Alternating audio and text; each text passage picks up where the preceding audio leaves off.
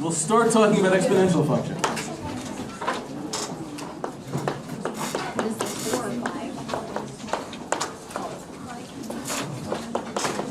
Exponential functions.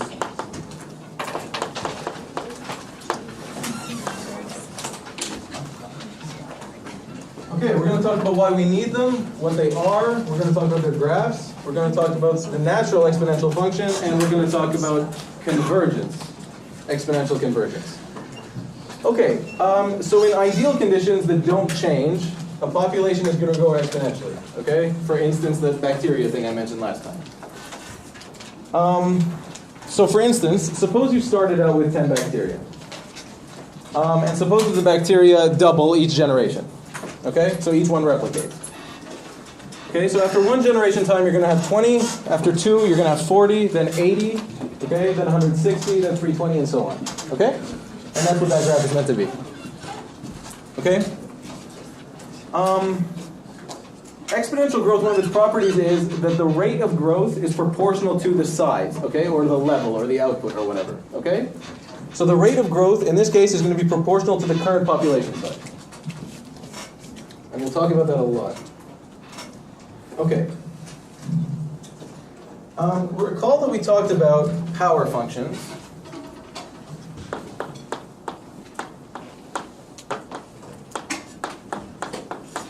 Some of which look like this. I'll call this, let's say. Okay, x raised to a natural number. Okay? Now, can we try to model this kind of thing with a power function or with a polynomial? And notice a polynomial is just a weighted sum of power functions.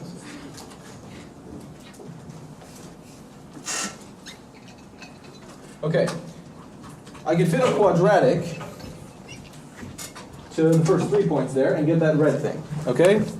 But then it clearly falls behind. I can try fitting a cubic, okay? Now look, as n grows, as the degree of a polynomial grows, the polynomial grows faster, yeah? So we're doing better. It's growing faster, but it still gets outstripped by the exponential. Let's try a quartic. You keep increasing the degree of the polynomial, you're going, oh good, we're getting closer. Yeah, not really. Okay? Exponentials grow faster than all powers, than all polynomials. Okay? So we need exponentials to model something. Polynomials and power functions aren't good enough. Okay? And this kind of thing, exponential growth, is one of them. And we'll start there next time, guys. Thank you. Okay. We started exponential functions very, very briefly last class. And I said that this is the population size of bacteria, this is time in generations, and suppose we start with 10 bacteria and then they double each generation. So you go from 10 to 20 to 40 and so on. And I said this was exponential growth. And one property of exponential growth is that the growth rate is proportional to the size of the population or the level of the output. What else? Then, to point out that exponentials are necessary, we tried to fit a quadratic to the first the first 3 points there, and saw that the exponential outstrips it. Tried to fit a cubic to the first 4 points, and the exponential still wins. A quartic to the first 5 points, and the exponential still wins. So no matter what you do, the exponential is going to win. Okay? So exponentials eventually outstrip all power functions and all polynomials, which are just basically combinations of power functions. Okay? Any questions about that? Okay. Okay, that's the definition of an exponential function. An exponential function is a function of the form f at x equals b to the x, where b is a positive constant called the base, right? Where a base is something that donates electrons to get protons. Well, I want to see if someone wrote that down. Okay. This is familiar? Okay. Do not confuse, where am I writing? Again, new lecture. Do not confuse exponential functions that look like this. Just checking something good. With power functions.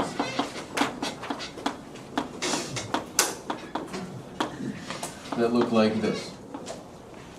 Or let's call this A. Okay? Here, this is a constant and a positive constant, and this is a variable.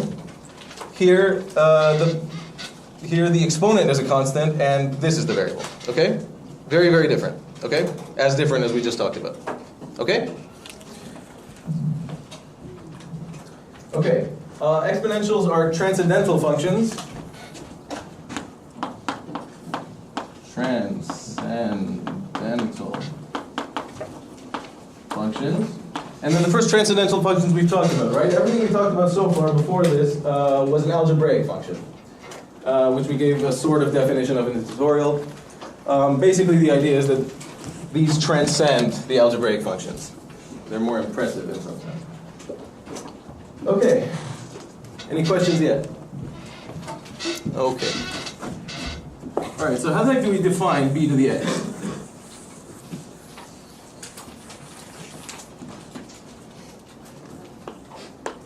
What is b to the x for general real x? Okay. Well, we know this. We know that for n a positive integer, which I'll write like this, you can write n equals 1, 2, 3, 4, 5, and so on. For n a positive integer, b to the n is just b multiplied by itself n times.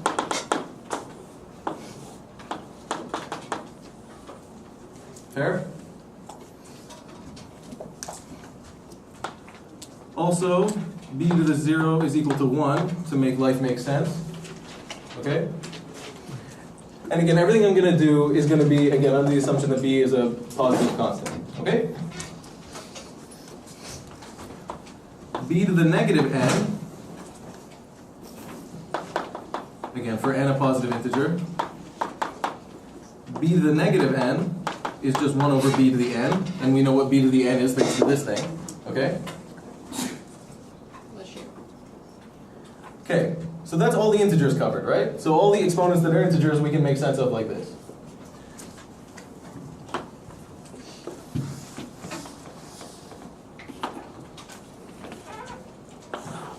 But we can also talk about the rationals. For pq integers and q positive, b to the p over q is the qth root of b raised to exponent p. Qth root, okay, all raised to the exponent p, or the qth root of b raised to the exponent p. Okay? So this takes care of exponents that are rational. Is that clear? Okay. So what's missing? We've got the negatives in there, yeah? So the negative integers are in here. All the rationals are in here. What's not rational is irrational. Okay? So our definition so far is mostly wholes. Okay? Almost nowhere have we defined this thing. We've got most of the numbers left still. Okay? All the irrationals are left. Okay? Okay, so remember what we did in lecture 1, that introductory thing, where we talked about limits. We're going to do the same thing again. Okay? So we're saying what about, again, this settles the rational exponents. So what about irrational exponents?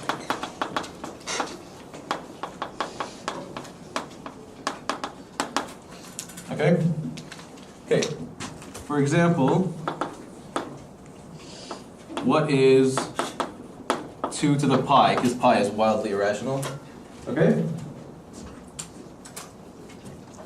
Okay, is it clear that we can't get this from this stuff? Okay, pi isn't rational, so we can't figure out what the heck 2 to the pi is with these definitions. Okay? So let's try to approximate it. So let's consider this. Consider this sequence. Okay, let's do 2 to the 3, 2 to the 3.1, 2 to the 3.14. This is one way of doing this. 2 to the 3.141, and so on. Okay? So we approximate what that should be. Okay?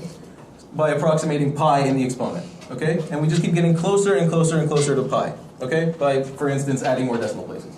Good? Okay? So as we get the exponent closer and closer to pi, this sequence gets closer and closer to 2 to the pi, or what would make sense to be 2 to the pi. Okay? I'm going to think what I'm going to say. Okay. And using words that you may or may not know, this sequence converges to what should be 2 to the pi.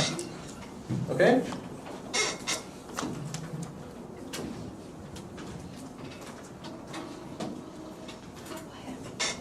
In this case, quite quickly. Okay? 2 to the 3 is just 8. 2 to the 3.1 is there. 2 to the 3.14 is there. And then as we add more decimal places, we get closer and closer to this one value. And that one value is how we define 2 to the pi. Okay? You can also close in on it from below and above if you wanted to. Okay? So that's how you define exponential functions for irrational exponents. Does that make sense? So now we've got all the real numbers taken care of, okay? We took care of the integers here, the rest of the rationals here, and the irrationals like this. Okay? Questions?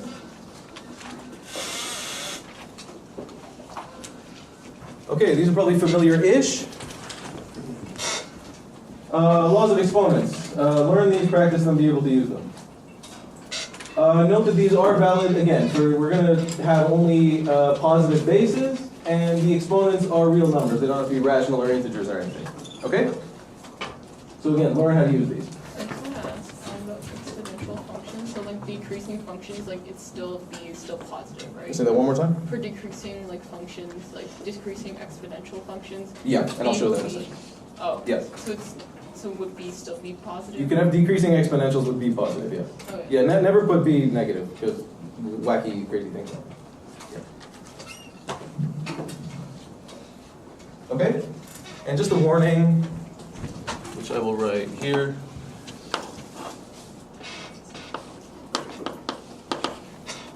Whether this comes up or not, I'm not sure, but if we are at B to the X to the Y, we mean B to the X to the Y, so this bit, okay, and then B raised to that, not BX all to the Y, okay? Because this thing is just B to the XY by those rules, okay? That notation means that.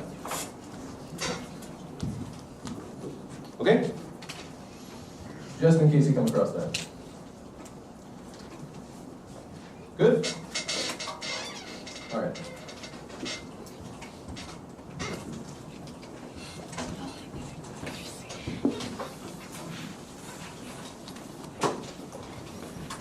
Okay, graphs of exponentials.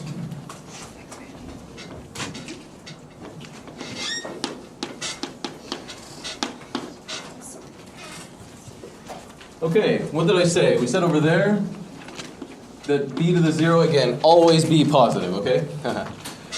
B to the 0 is 1. Okay, b to the 0 is 1. B to the 0 is 1. B to the 0 is 1. Okay, no matter what b is, as long as b is positive, you pass through 0, 1. Okay, your y-intercept is 1. Yeah. You have like a bracket a, b bracket, and then x plus y. How would that? Yeah. Like so? Depends on what you want to do. You could bring it in. Okay. And then if you want to break it up like that. Something like that. Okay. Or the other way, whatever you want, right? Okay. Yeah. Okay. All right, again, because of that fact, okay, no matter what b is, as long as it's positive, its y-intercept is going to be 1. If the base is 1, you just got y equals 1 to the x, which is this very boring function, okay, just constant at 1. The other ones are more interesting. If b is greater than 1, you're going to have exponential growth. If b is between 0 and 1, you're going to have exponential decay. And that's what you said, right? That. Okay, it's still positive, but it's decaying. What else? Again, looking at the interesting ones. Do we have a horizontal asymptote? For those who know what an asymptote is. Yep, where is it? 0 is good, right? Horizontal asymptote here, okay? And we approach it from the left in the case of growth and from the right in the case of decay. Okay? Do we have a vertical asymptote here? No, okay? Don't think that this is approaching a vertical line somewhere it's not, okay? It keeps going to the right just very quickly, vertically, okay? Okay, so the only asymptote here is horizontal and it's at 0.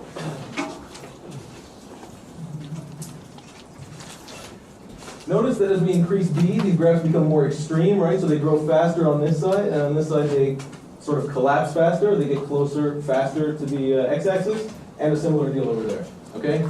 So as b gets further away from 1, the graphs become more extreme.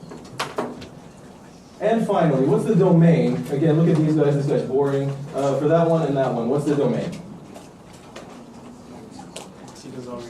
Yeah, everything, right? Good. Okay, so the domain is all the reals, and the range is greater than 0, strictly greater than 0. You're never going to hit 0, but you'll hit all positive numbers. Okay? Good. So the domain, again, for b not equal to 1, the domain is the reals, and the range is the positive reals for that. Okay? Questions?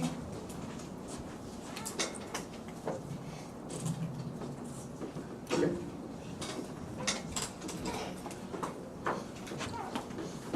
Notice 1 over b to the x, and you can figure this out however you want. 1 over b to the x is the same as b to the minus x, okay? So what does that tell you? That tells you that if your base, if you look at the reciprocal base, that's the same as taking the graph you had and flipping it horizontally, okay? So for instance, compare y equals 2x and y equals a half x. You'll see that the two graphs are the same except flipped across the y-axis. Is that good? Because of that. Okay? Questions?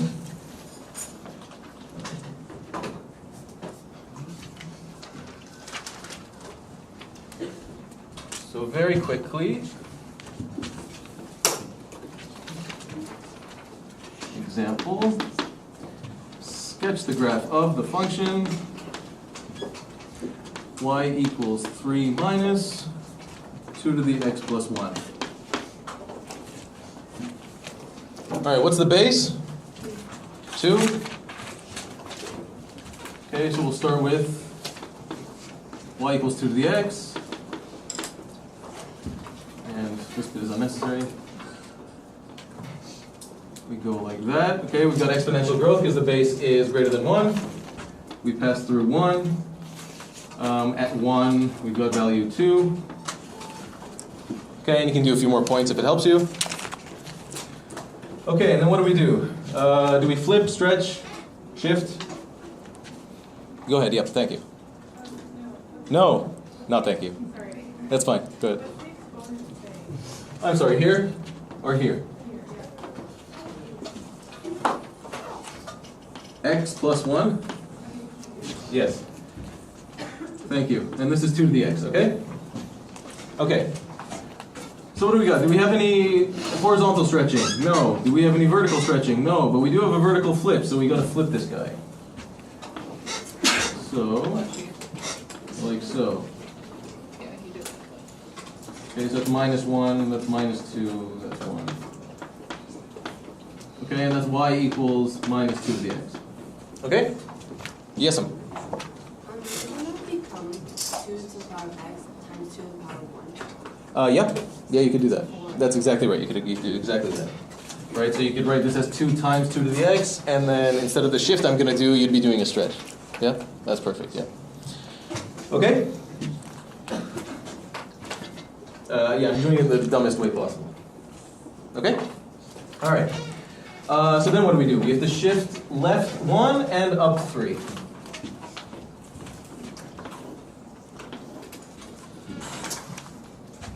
Okay. Left 1 and up 3. So minus 1 and 2.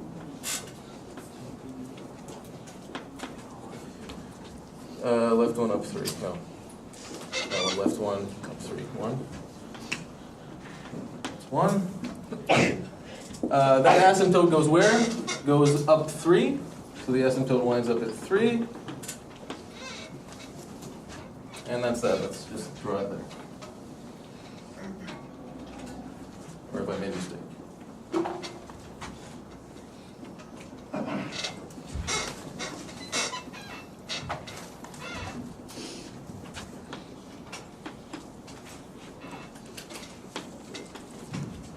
Okay? So vertical flip, and then shift left 1 and up 3. Good? Okay. My mistakes get amplified by 100 people, so I need to triple check everything. Okay. Good? What's the domain of that thing? Everything? Good? And the range? Less than 3. Good? Good.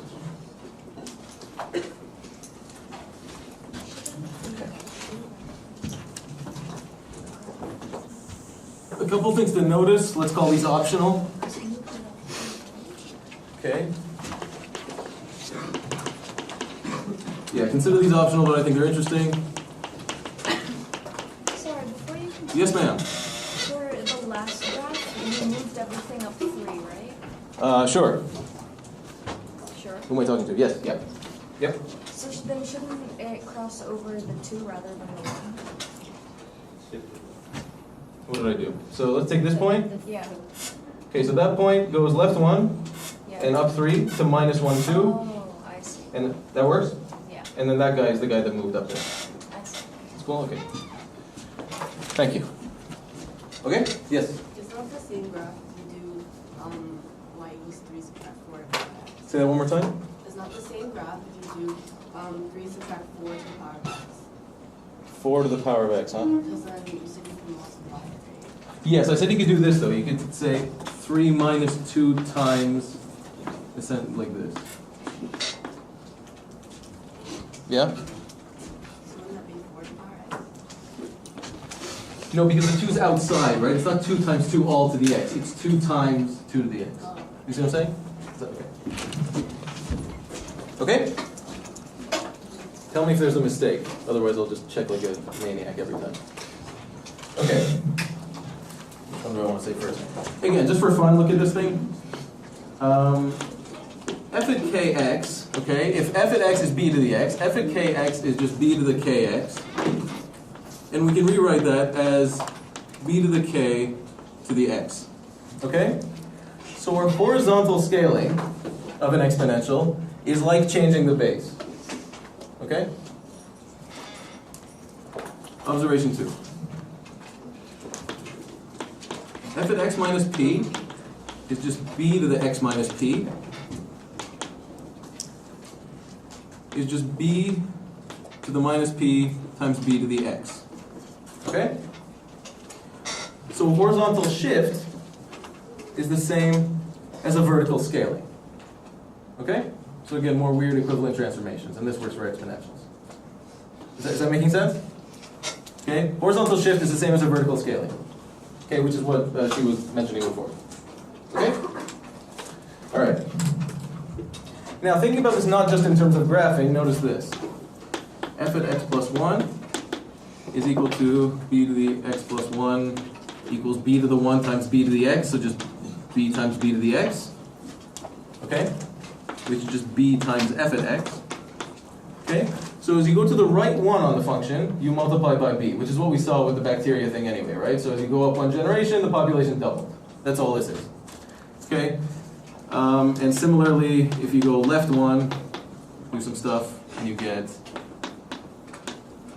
divided by b. Okay? And to work this thing to death here,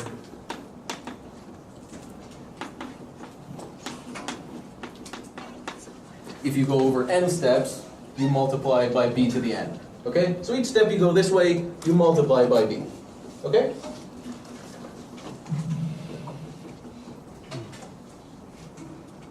Okay, this gives you some sense, sort of property of exponential functions, which is that their growth rate is proportional to their size. Okay, but we'll talk about that property later.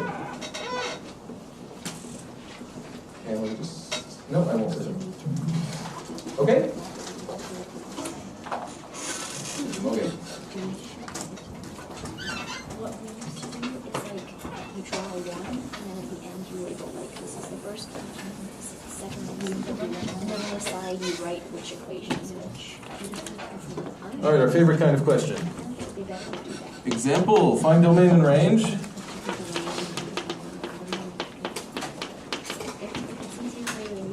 Of square root of 9 minus 1/3 all to the x. 9 minus 1/3 raised to the x, square root of the whole thing. Okay, someone want to tell me something about the domain of this?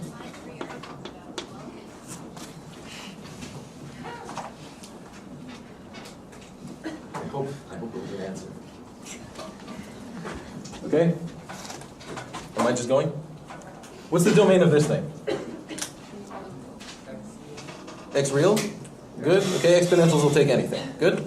Okay, so the domain of that is x real, and the domain of that is therefore x real. Okay, so this bit inside doesn't care. Okay, so the inside function doesn't care. But square roots only take non-negatives. Okay, so that ends up being the only thing that matters. Okay?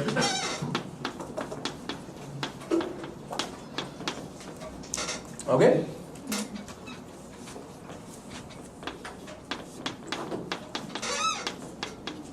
Okay. 1/3 to the x must be less than or equal to 9. Okay, what does that tell me?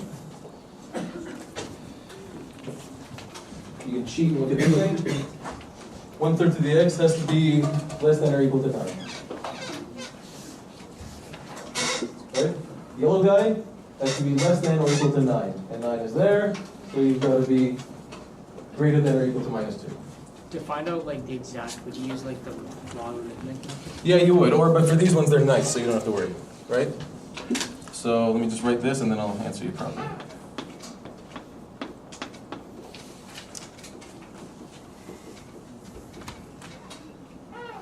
Okay, does that make sense? At least from the graph, yes sir? Emma? Yes, and I think I usually think about this by picture. Yeah, I do, I think about this by picture. Okay? Okay, you want this guy to be less than or equal to 9. You want yellow guy to be less than or equal to 9. 9 is here, so to be less than or equal to that, you've got to be -2 up. Does that make sense? Yeah? So you want to be below there, and that's the same as being to the right of -2, including 2. Okay? All right. Or if you want, you can think that 1/3 to the -2 is 9. Okay? 1/3 to the -2 is just 3 to the 2 is 9. Okay? Yeah. And this guy is a decreasing function. Okay, so that winds up meaning you have to flip the inequality. Okay? I like looking at the picture. Okay? Questions? Yes, ma'am. Can you explain it in terms of log? I could, but we don't know log yet. You take logs of both sides, but you have to be careful. If the base of the log is less than 1, that's a decreasing function, and you have to flip the inequality. Okay? Usually you take logs base greater than 1, and then you don't have to flip. Okay? Okay. All right? Okay, so the domain is -2 upward. The range. Okay, so look what happens on the domain. On this domain,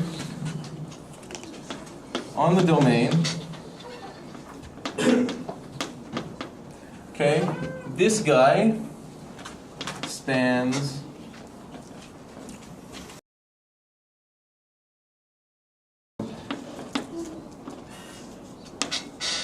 okay, again, look at the graph. Look at where the yellow guy goes on the domain we talked about. Here onward, the yellow guy is above 0 and goes up to 9. Okay, which is exactly what that says. So 9 basically asks Say again? It acts like an asymptote. Which ones? The number 9. I would say 0 does. We'll see about 9. Okay? Let me just finish this off. Okay, this guy spans minus 9, 0. Guys, does this first thing make sense? At least from the graph? If not from logic, I like pictures, okay? Okay, if you look at the graph, this makes sense, yes? Okay. Okay. Negate that, you wind up with this thing. Okay? 9 minus. You can do quite a lot of this just by looking at the graph, okay?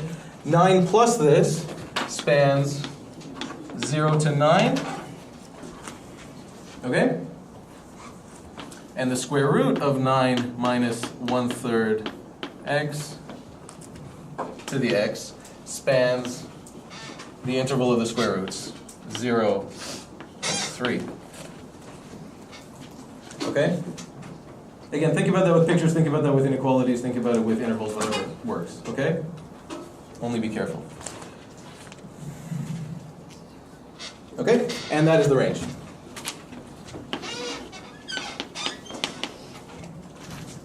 Okay?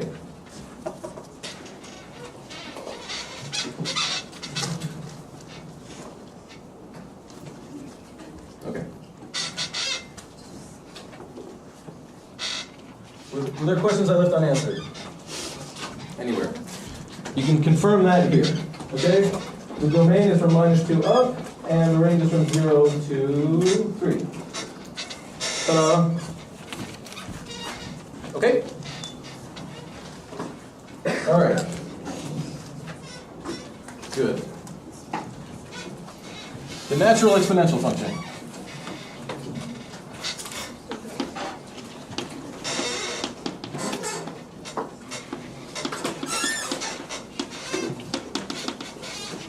The natural exponential function. If you have a question, please shout. Okay, let's look at the graphs of y equals 2 to the x and y equals 3 to the x. 2 to the x, 3 to the x. Okay, I said that the rate of change, and we'll talk about this properly later, the rate of change of an exponential function is proportional to its size, okay, or its output, or its level, or its y value, okay? So for instance, here, the slope of a tangent to the curve at a point is the instantaneous rate of change at that point. Is that familiar-ish? Or at least I said something to that effect in the first lecture at least, right? Okay. Okay, so instantaneous rate of change here is given by the slope of the tangent here. The slope of the tangent here is this constant times 2 to the 0, which is just the value there. The slope of the tangent there is just this value times 2 to the 1, which is the value there. Okay? So the slope is proportional to the value, like we said, for exponentials. Same deal here. The slope is proportional to the value. Okay? Now that constant of proportionality is ugly, okay? That might be a familiar number to some of you. But that's constant, but it's ugly. That's also constant for this guy, but it's ugly. Okay? For exactly one base, that proportionality constant is 1. And that is this magical base here. Okay? So only for the number e is the rate of change of the exponential function equal to the value of the exponential function. Okay? The proportionality constant is 1. Okay? Does that make sense?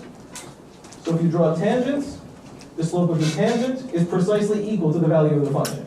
So here is precisely equal to e to the 0, the slope is 1 here. Okay? The slope here is e to the 1, or e. Does that make sense? And in calculus, this makes things quite nice. Okay? In the same way that using radians and trig functions is quite nice in calculus. Okay? So this is the preferred base of the exponential. And this thing is called the natural exponential function. Okay?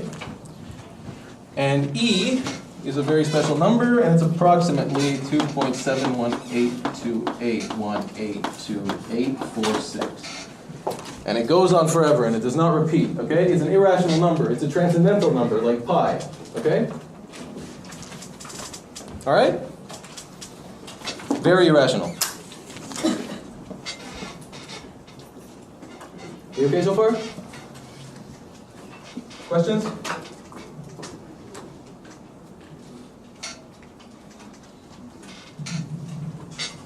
Oh, there's one more thing. Like Columbo. Just one more thing. Notice that constant was less than 1, that constant was bigger than 1, so it makes sense that the magic number we're looking for is between 2 and 3, and indeed that guy is between 2 and 3. That's all.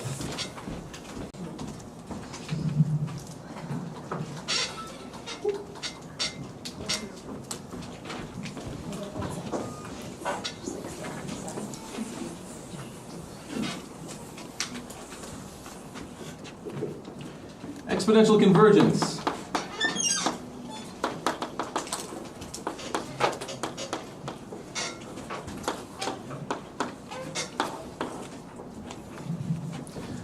Okay, so some systems converge exponentially to an equilibrium or a steady state or a long-term state. Okay? I mean, we talked about exponential decay, right? Where you decay to 0. I'm going to do it exactly once a class. Okay, where you decay to 0. Okay, but you can decay, or how do I put this? You can converge to other things besides 0, and that's what we're going to talk about here. Okay?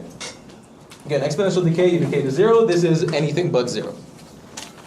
Or 0, but it's more general. Okay, so one process that does this. Oh, we have it up.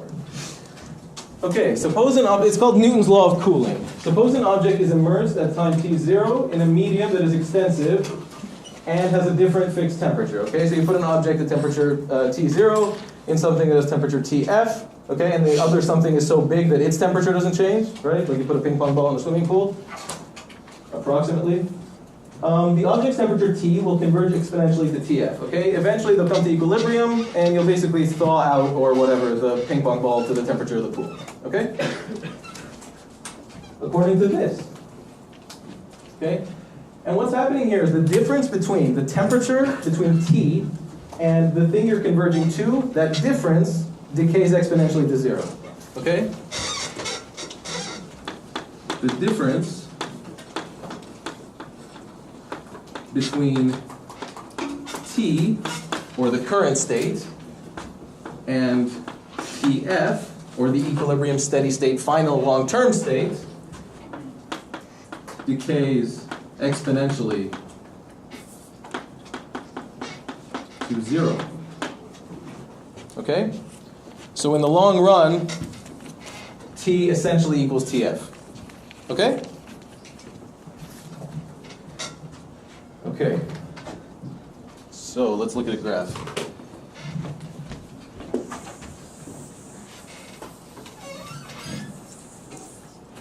Okay, so like the myoglobin thing, only less interesting. Okay, let's go e to the minus, whoa, okay, let's go to the t first. I haven't lost too many people, have I? Okay. Y equals e to the t. Okay, e is greater than 1. It's a growing exponential. We go through 1. And that's all I'm going to say there. Okay? Okay. E to the minus kt. What do I need to do to this to get e to the minus kt?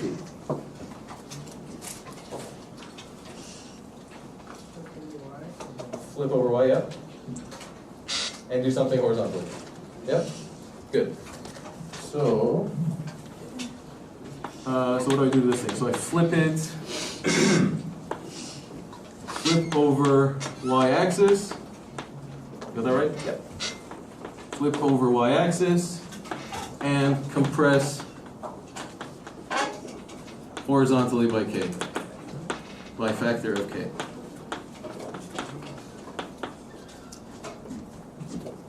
And that will give me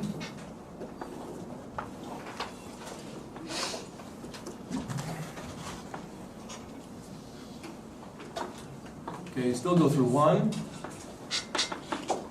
This is e to the minus kt. Okay, flip over the y-axis and compress it by a factor k, or if k is less than 1, then stretch it by a factor of 1 over k, whatever. Okay? Okay, so what did k do? It did this, okay? And if it helps you, I'll put a number somewhere. Okay, at 1, this takes value e. So now it takes value e at minus 1 over k.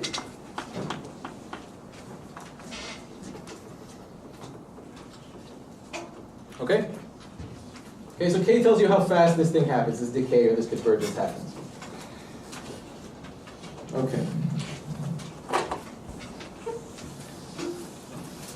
For the graph, do we need to like show every step, or can we just show the final like the That's a good question. No, like I we think should- final should be okay. Okay. Yeah. You might want to ask me that again, though.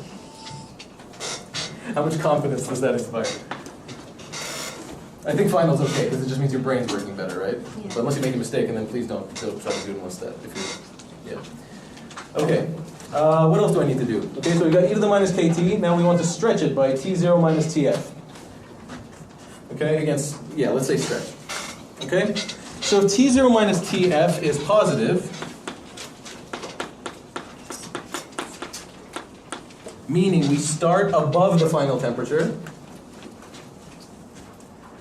and stretch by that factor. Or compress by the reciprocal of that factor. Vertically.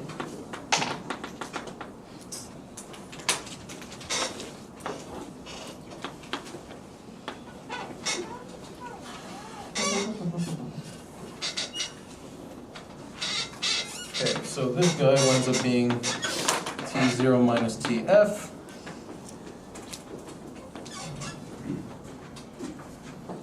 Okay, and if you care, you can scale this guy up similarly, okay? This other guy, just to get a sense of what's going on, okay? But the point is, this guy, you now stretch vertically by that factor, okay? Okay. And then what's the last thing we do? We shift the whole thing up by TF. Shift up by TF. Okay? This guy plus TF. Okay. This guy plus TF is T0.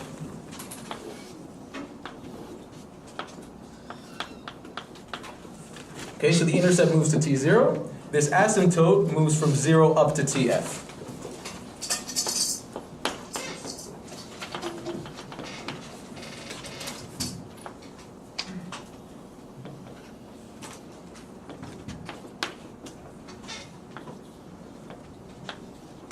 And that's our final answer. Okay? The temperature started at T0 and it converges exponentially to the final temperature, the steady state temperature, the temperature of the surrounding medium. Okay? If T0 was below TF, this would be negative. Okay? So not only would you have to stretch, you'd also have to flip. So this thing would look like that. Okay? And what would that look like here? It just meant you were approaching from beneath. Okay? Because you started at a temperature below the final temperature and you approached it from beneath. Okay?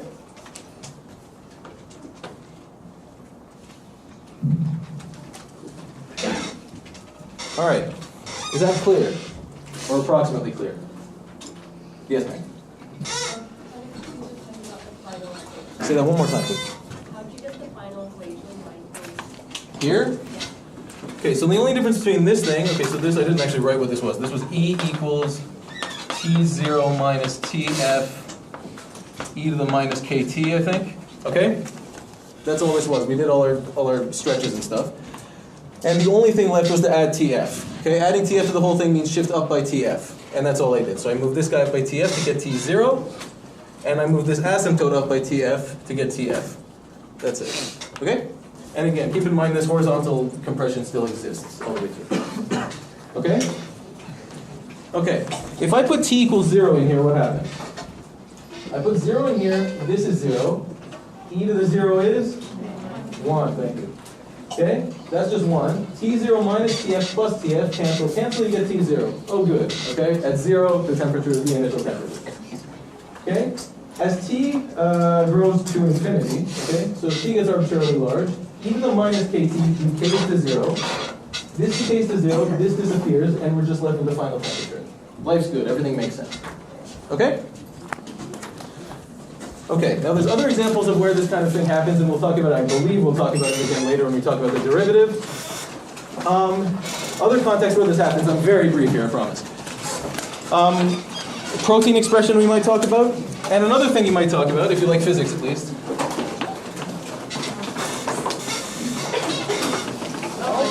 Have I got a minute or no? Yeah. All right. No, it's like grade 9. Okay, if you've got a voltage, at least keep it down, all right, if you're going to shuffle. Okay, if you've got a voltage source applied to a resistor and a capacitor in series, okay? And suppose you've got a switch here.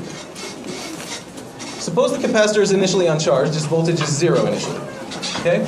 Once I flip this switch, the capacitor starts charging, okay? And in the end, it reaches the same voltage as the voltage source, and at that point, the current stops flowing, okay? So this guy's voltage goes from 0 to V in, and it approaches it exactly like this, okay? It goes up from 0 to V in, collapsing exponentially, okay? So there's a bunch of things where this applies, and that's one of them. That's it for exponents, guys. We'll talk about logarithms next class. Have a wonderful weekend. Thanks.